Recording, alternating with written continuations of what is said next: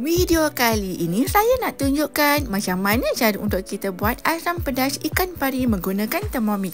Jom kita buat.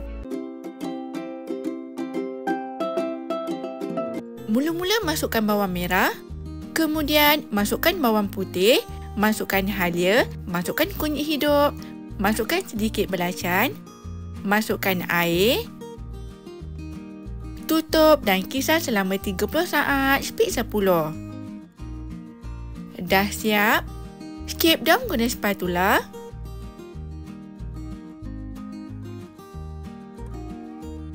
Kemudian masukkan cili kisar, masukkan serai yang diketuk, masukkan minyak masak,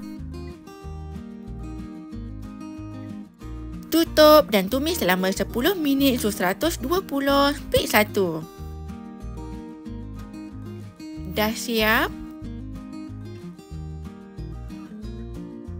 scrape down guna spatula.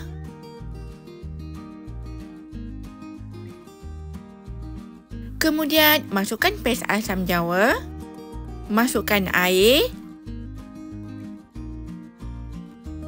tutup dan masak selama 10 minit suhu 100, speed 1. Dah siap.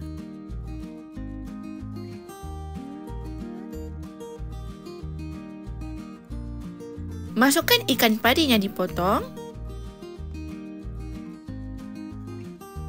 Kemudian masukkan daun kesum, masukkan daun limau purut, masukkan bunga kantan yang dibelah, masukkan bendi, masukkan gula melaka atau nisan, masukkan garam.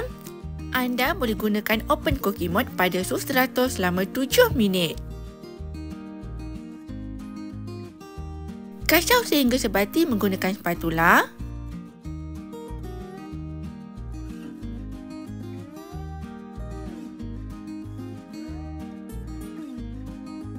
Anda juga boleh rasa sedikit kuah dan tambah perasa jika perlu.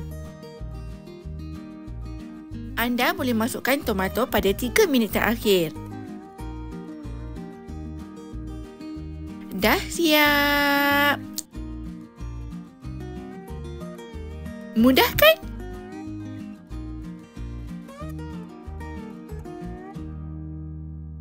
Sedia untuk dihidangkan. Selamat mencuba. Bye.